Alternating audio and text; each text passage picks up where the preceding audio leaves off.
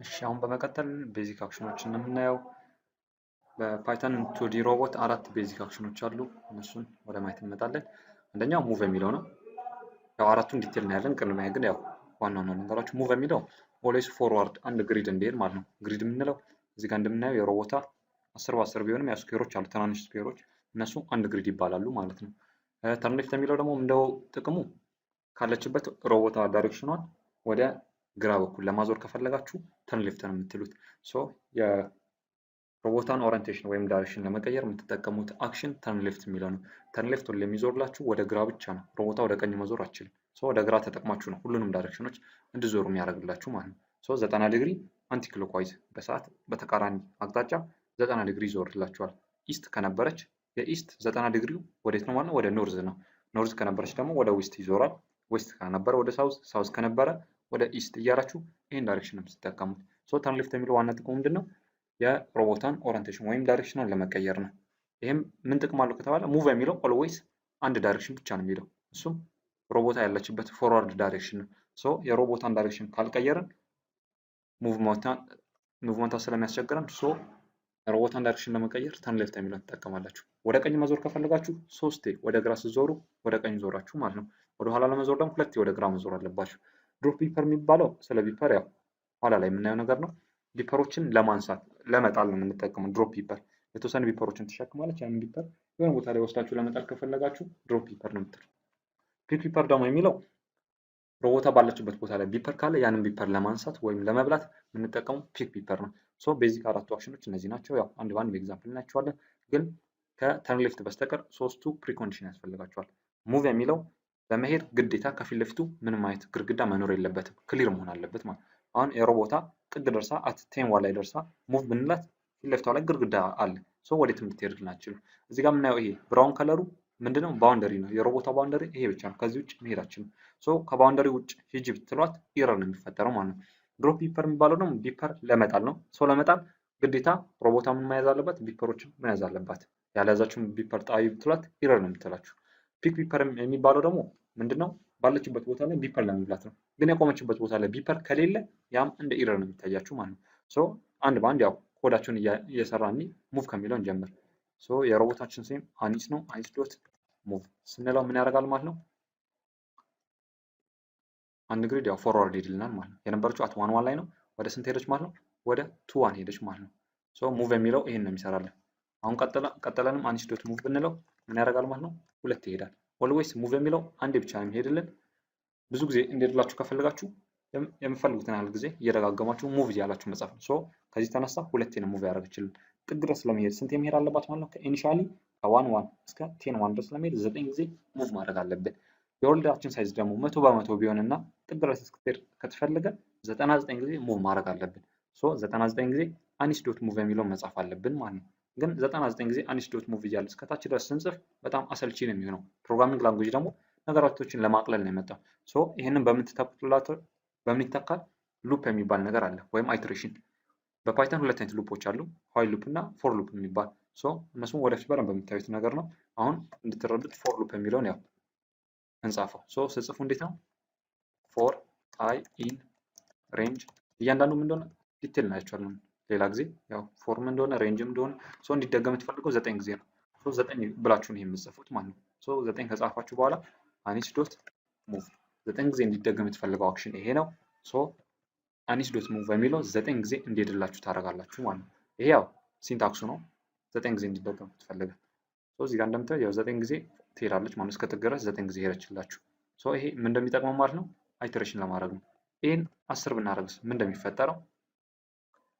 10 ጊዜ ሂጂ እያልናት ነው። ያላት ሲጀምር 9 ነው። 10ኛው ላይ ኤረር ነው የሚለን ሜክ ሹር ዜር ኢዝ ኖ ዋል ኢን ፍሮንት ኦፍ ሚ የሚል ኤረር ነው የምትነግረን ማለት ነው። ሶ ቅድም ብያቸዋለሁ፣ ሙቭ ለማድረግ ፍሮንቷ ክሊር መሆን አለበት። እስከ 9 ድረስ ትሄድልኛለች። 10ኛው ላይ ግን ግድግዳ ጋር ስለደረሰች ከዚህ በኋላ ወዴት ልትሄድ አትችልም ነው። ሶ ማክሲመም 9 ጊዜ ነው በዚህኛው መሄድ የምትችለው። ያው ወረዳችን ካሰፋ ነው እስከ ጥግ ድረስ መሄድ ትችላለች። በዚህ ጊዜ ግን እስከ 9 መሄድ ትችላለች። ቀጥሎ ሁለተኛው አክሽን ተርን ሌፍት የሚለው ነው። ተርን ሌፍት ማለት ወደ ግራ መታጠፍ ከፈለግን አሁን በዚህኛው ዳይሬክሽን በዚህኛው ኮድ ስናየው እስከዚህ ሄደች።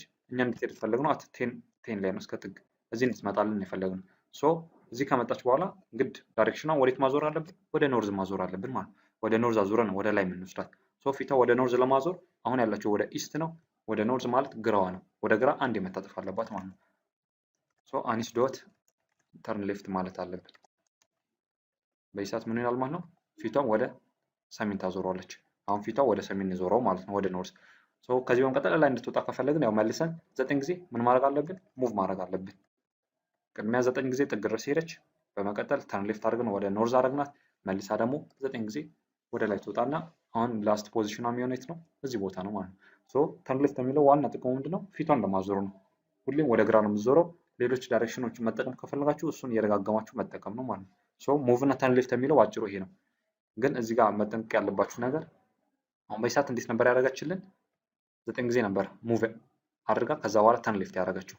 ግን ይሄንን እዚህ ጋር ያለውን ወደ ውስጥ ገባ ብናደርገው ማለትም አሁን የሰራ ነው ይሄ ነበር።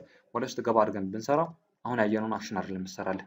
እዚህ ቦታ ላይ 9 ጊዜ ተሽከረከረችው ማለት ነው። ይሄ ማለት 9 ጊዜ አክሽኑ እንዲደገም የተደረገው ሙቭ ብቻ አይደለም፣ ተርን ሌፍትም 9 ጊዜ አክሽን እንዲሰራ ተደርጓል ማለት ነው። ምክንያቱም ገባ ካለ የፎር ሉፑ አካል ነው። የፎር ሉፕ አካል ሆነ ማለት ደግሞ 9 የአክሽኑ እንዲደገም የተፈልገው ሁለቱም አክሽን እንደዛ አድርጎ ነው የሚረዳው ማለት ነው። ሶ ይሄ አንዴ ሙቭ ያደርጋል፣ አንዴ ተርን ሌፍት ያደርጋል። ሁለተኛ ዙርም ይሄ ሙቭ ያደርጋል፣ ይሄ ተርን ሌፍት ያደርጋል። ሁለቱንም አክሽኖች 9 ጊዜ ሳይመልቲኒየስ ነው የሚሰራቸው ማለት ነው። ሶ ለዛም ነው እዚህ ጋር ካያችሁት አንድ ሙቭ ያደርጋል፣ ተርን ሌፍት፣ ሙቭ፣ ተርን ሌፍት፣ ሙቭ፣ ተርን ሌፍት እያለ 9 ጊዜ እዚህ ቦታ ላይ የሚሽከረከረው። ሶ ይሄ አይደንቴሽን ይባላል። እዚህ ጋር የምታዩት ነገር ይሄን ነገር መጠንቀቅ አለባችሁ። አሁን ተርን ሌፍቱ 9 ጊዜ እንዲደገም ስላልፈለግኩኝ ይሄ ወደ ውጭ ነው መውጣት ያለበት። ይሄኛው ደግሞ መደገም ስለተፈለገ ወደ ውስጥ ገብቶ መጻፍ አለበት ነው። ይሄ አይደንቲሽን የሚባለው ሁለት ነጥቧን ካደረጋችሁ በኋላ ኢንተር ስትሉት ራሱ እዛ ቦታ ላይ ይወስዳችኋል። ግን እዛ ቦታ ላይ ካልወሰዳችሁና እናንተ ማስተካከል ከፈለጋችሁ በፓይተን ስታንዳርድ 4 ስፔስ ማለት ነው። 4 ስፔስ ስታደርጉት እዛ ቦታ ላይ ይወስዳችኋል። ሶ ትክክለኛ መሆን ያለበት ይሄ ነው። ሙቭ እና ተርን ሌፍት የሚለው ግልጽ ይሆንላችሁ ይመስለኛል። ቀጣይ ወደ ፒክ ቢፐር እና ድሮፕ ቢፐር እንሄዳለን። ድሮፕ ቢፐር የሚባለው ቢፐር መጣል ነው። ቢፐር ለመጣል ግን ኢኒሻሊ ሮቦቷ ቢፐር መያዝ አለባት። ቢፐር ካልያዘች ምንም ነገር ልጥላችሁ። እሺ ድሮፕ ቢፐሩን ያው ቢፐሩን መጣል አለባት። ሶ ቢፐር ለመጣል ኢኒሻሊ ሮቦቷ ቢፐር መያዝ አለባት። ባይ ዲፎልት ምንም ቢፐር አትይዝም። ሶ ቢፐር ለማያሳዝ እዚህ ጋር ሮቦቷን ክሬት ስናረጋት ነው ቢፐር የምናስይዛት ማለት ነው። ሶ እዚህ ጋር የቢፐሩን ሳይዝ አንድ ካል ነው አንድ ቢፐር ትይዛለች። ሁለት ካል ነው ሶ የምንፈልገውን ያህል ቢፐር ማሳዝ እንችላለን። ከሱም በላይ ችግር የለውም ማለት ነው። ሶ እዚህ ጋር አንድ ቢፐር ይዛለች እንበል። ቅድም ይሄን እዚህ ቦታ ላይ ምን አርጊውመንት ጽፈን ነበረ? አቬኑ ብለን እንደገና ስትሬት እያለን የሮቦታን ኢኒሻል ፖዚሽኗን ሰተናት ነበር። ሶ ይሄንንም እዛ ቦታ ላይ መጻፍ ትችላላችሁ ማለት ነው። ከነ አቬኑ እና ከነ ስትሬት ጋር አብራችሁ ለመጻፍ ከፈለጋችሁ በኮማ መለየት ብቻ በቂ ነው። ሶ አሁን ምን እናድርገው? ሮቦታችንን አንድ ታስክ እንስጠው። ጥግ ድረስ ሄዶ ሮቦቷን ጥሎ ቢፐሯን ጥሎ ወደ ኋላ እንዲመለስ ማለት ነው። ሶ እንዴት ማድረግ አለብን? እዚህ ጋር ሮቦቷን ጥሎ ቢፐሯን ጥሎ ወደ ላይ እንዲወጣ ከተፈለገ ምን ማድረግ እንችላለን ማለት ነው? ተርን ሌፍት አደረገ። ተርን ሌፍት ካደረገ በኋላ ምን እናደርገዋለን? ድሮፕ እናደርገዋለን ማለት ነው። አኒስ ዶት ድሮፕ ቢፐር በዚህ ሰዓት ምን ሆነ ማለት ነው? ቢፐሩን ጥሎልናል። ከጣለልን በኋላ ደግሞ ምን እናድርገው? ወደ ላይ 9 ጊዜ እንዲሄድ እናድርገው። ይሄን እንደምታዩት ያው እዚህ ይላል ቢፐሯን ጥሎት ወደ ላይ ወጣ ማለት ነው። ሶ የያዘው አንድ ቢፐር ነበር፣ ያው አንድ ነው የጣለልን። ከአንድ በላይ ደግሞ መጣል ከፈለግንስ ምን እናድርገው? አሁን 5 ቢፐሮችን ጥሎ እንዴት ኢኒሻሊ ሚኒመም 5 ቢፐር መያዝ አለበት። ሶ ይሄ ድሮፕ ቢፐር የሚለው አንዴ ስለጻፍ ነው አንድ አክሽን አንድ ድሮፕ ብቻ ነው የሚያደርግልን። ከአንድ በላይ 2 3 ከፈለግን ያን ያክል ጊዜ ድሮፕ ቢፐር እያለን ደጋግመን መጻፍ አለብን ማለት ነው። ሶ እሱን ለመጠቀም ፎር ሉፕ መጠቀም እንችላለን።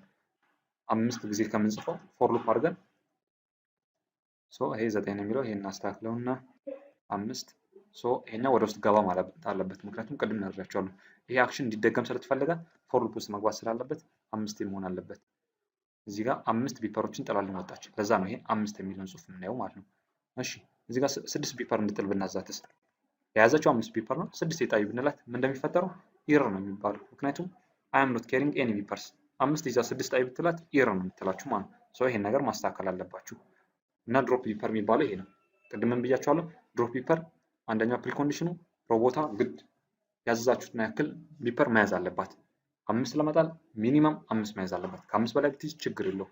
አሁን እዚህ ጋር 5 ነው ጣይ የተባለችው፣ ግን 10 ቢፐር አስይዛችሁ 5ቱን ብትል ምንም ኢረር አይኖርም ማለት ነው። 5ቱን ጥላ 5ቱን ይዘዋለች። ለሌላ ጊዜ መጠቀም ትችላላችሁ። ቀጣይ ወደ ፒክ ቢፐር የሚለው ነው። ፒክ ቢፐር የሚለው ደግሞ ምንድነው? ቢፐሩን ማንሳት ማለት የተጣለ ቢፐር ካለ እሱን ለማንሳት ነው የምትጠቀሙት። አሁን በአሁኑ አክሽን ምን አድርገናል? ቢፐር ጥላ ወደ ላይ ሄዳለች። ያንን ስትመለስ እንድታነሳው ከፈለግን ምን ማድረግ እንችላለን? ሶ ያንን ምን ማድረግ ትችላላችሁ? ወይ 5 ወደ ላይ ጥላለች ስትመለስ አንስታ እንድትሄድ ለመመለስ እንዴት ነው የምናደርገው? እስከ ላይ ድረስ ወጣች ላይ ከደረሰች በኋላ ፊቷን ወደ ኋላ ማዞር ነው። ወደ ኋላ ለማዞር ሁለቴ ተርን ሌፍት ማለት አለብን።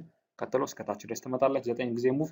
እዚህ ጋር ስትደርስ ቢፐሩ ጋር ስትደርስ ቢፐሩን ማንሳት ትችላለች ማለት ነው። እዚህ ጋር ቢፐሩን ታነሳና ወደ ቦታው እንድትመለስ ለማድረግ ነው። ከዚህ በኋላ ኮዳችን እንቀጥል።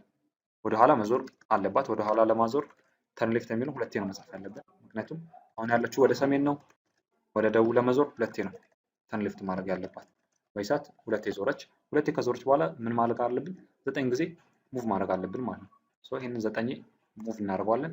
በይሳት የደረሰች ማለት ነው ታች ቢፐሩ ያለበት ቦታ ላይ ደርሳለች። ቢፐሩ ያለበት ቦታ ላይ ከደረሰች በኋላ ቢፐራችንን ምን ማድረግ ትችላለች? ፒክ ማድረግ ትችላለች ማለት ነው። ፒክ ስንላት አንዴ ነው የምታነሳው። ያለውን 10 ቢኖር አንዴ ፒክ ካላችኋት አንዱን ታነሳለች፣ 9 ይዘው ይቀራል ማለት ነው። ያለውን የምትፈልጉትን ያህል ለማንሳት ያን ያክል ጊዜ ደጋግማችሁ መጻፍ አለባችሁ።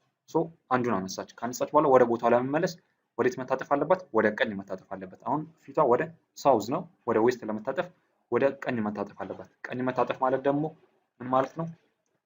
3 ጊዜ ምን ማድረግ አለብን? ተርን ሌፍት ማድረግ አለብን ማለት ነው። አንስ ዶት ተርን ሌፍት። ይሄንን 3 ጊዜ ወደ ግራ ስታጠፍ ወደ ቀኝ። ከፈለጋችሁ ይሄንን በፎር ሉፕ ማሳጠር ትችላላችሁ። አሁን ግን ለመጀመሪያ ያህል በዚሁ ጻፉት። እንደዛ ከታጠፈች በኋላ ምን ታረጓታላችሁ?